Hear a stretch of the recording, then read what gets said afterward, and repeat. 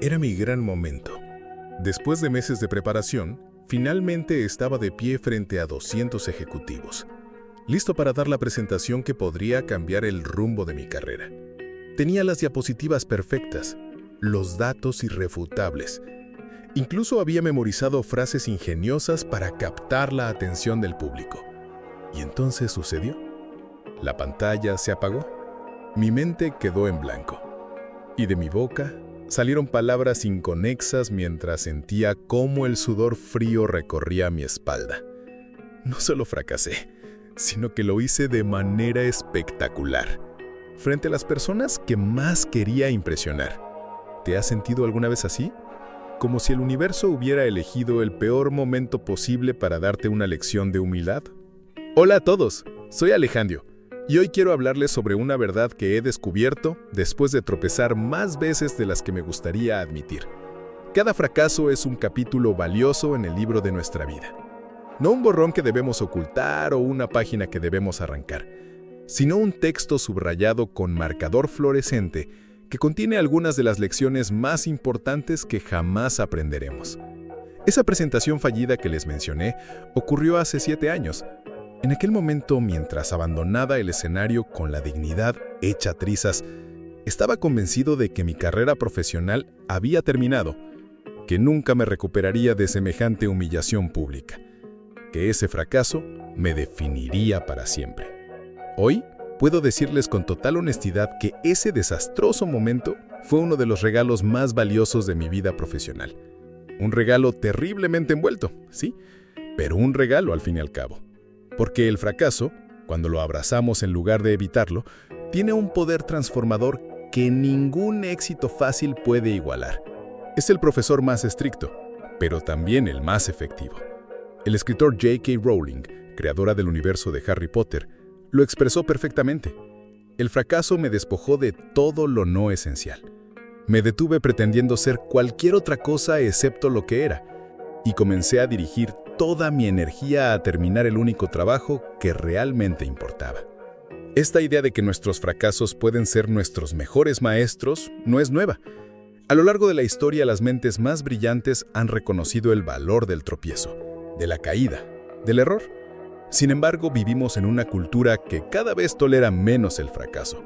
Las redes sociales están llenas de historias de éxitos instantáneos, de personas que parece que nunca tropiezan, de vidas aparentemente perfectas.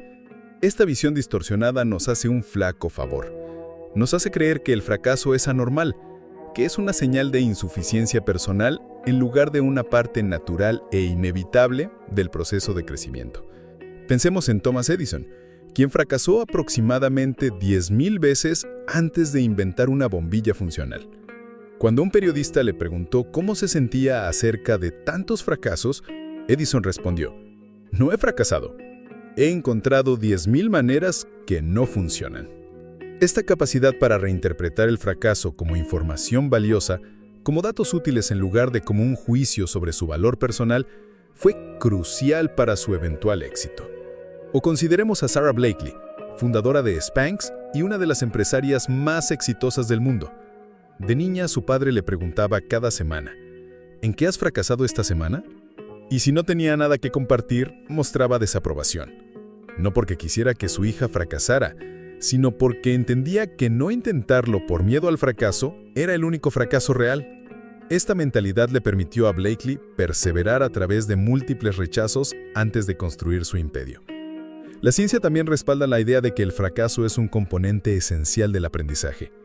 Los investigadores en neurociencia han descubierto que cuando cometemos errores, nuestro cerebro muestra mayor actividad que cuando hacemos las cosas correctamente. Literalmente aprendemos más de nuestros errores que de nuestros éxitos. El doctor Carlos Martínez, neurocientífico de la Universidad de Barcelona, explica: el error genera una disonancia en el cerebro, una señal de alerta que dice: esto no es lo que esperaba. Esta disonancia activa regiones cerebrales relacionadas con el aprendizaje y la memoria de manera más intensa que cuando las cosas van según lo esperado. Es como si el cerebro prestara especial atención para asegurarse de que aprendemos de esa experiencia. Volviendo a mi historia personal, aquella presentación fallida me obligó a reevaluar completamente mi enfoque. Me di cuenta de que había estado tan concentrado en parecer competente, en proyectar una imagen de perfección, que había perdido de vista el propósito real de mi trabajo: comunicar ideas valiosas de manera efectiva. El fracaso me despojó de mi arrogancia y me hizo vulnerable de una manera que nunca había experimentado profesionalmente. Y en esa vulnerabilidad encontré una nueva fortaleza.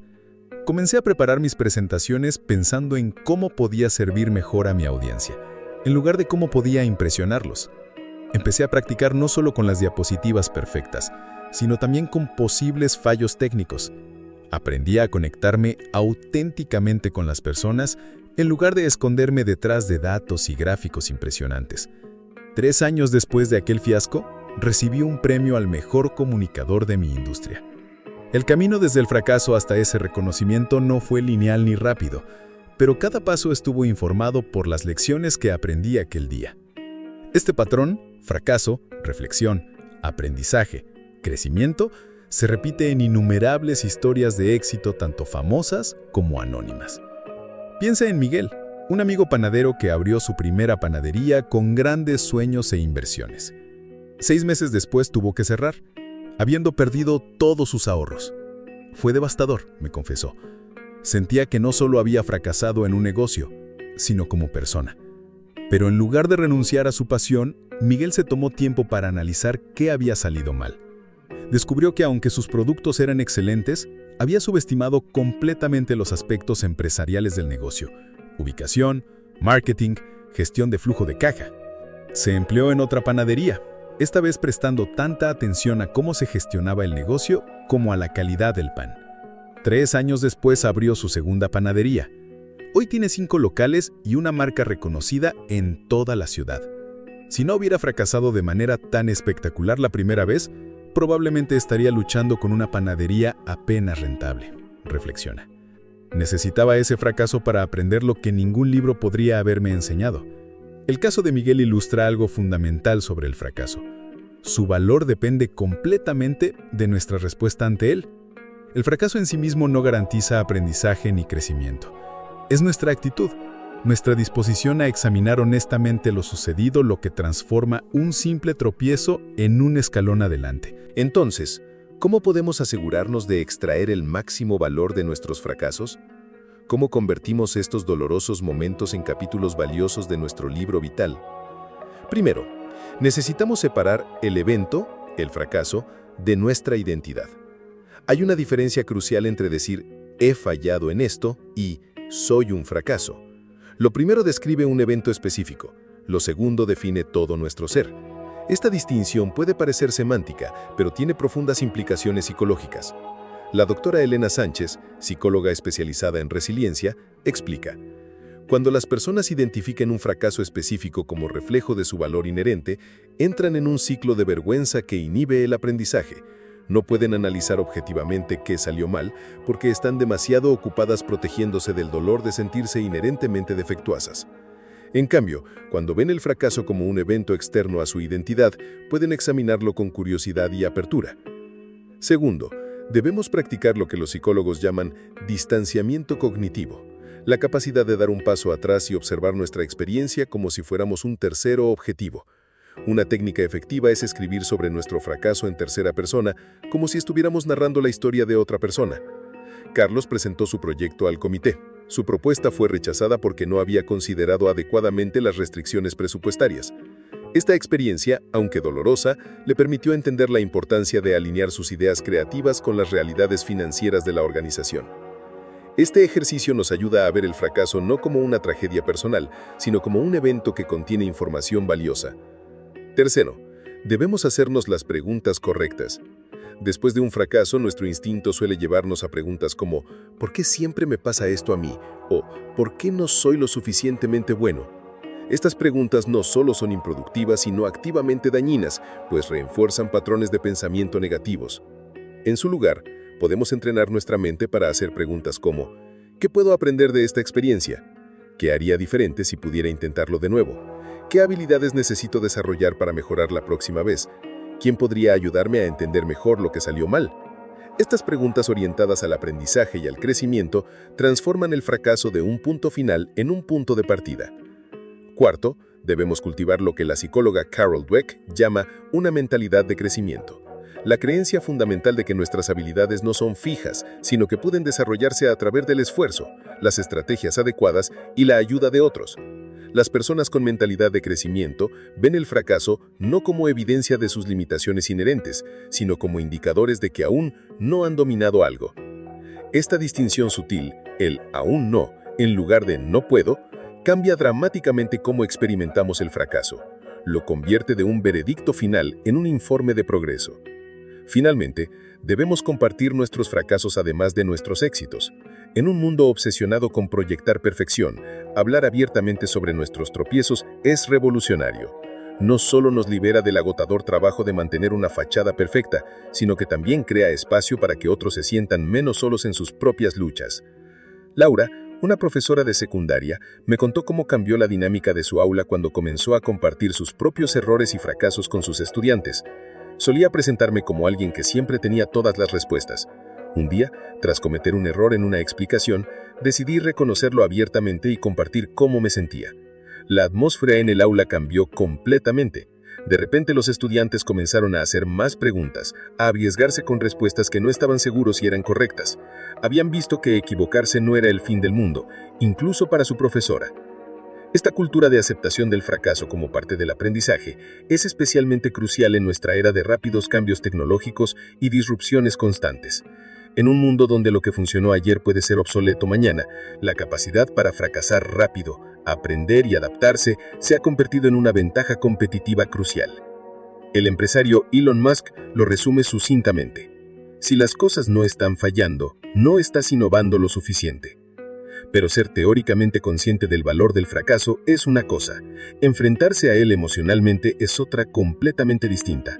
El fracaso duele, despierta miedos profundamente arraigados sobre nuestra valía, nuestra competencia, nuestro lugar en el mundo. Ninguna cantidad de conocimiento intelectual sobre los beneficios del fracaso elimina por completo ese dolor. Y eso está bien, no necesitamos eliminar el dolor del fracaso para beneficiarnos de él. De hecho, ese dolor es parte de lo que hace que la lección sea tan poderosa. Como escribió Ernest Hemingway, el mundo nos rompe a todos, y después muchos se hacen fuertes en los lugares rotos.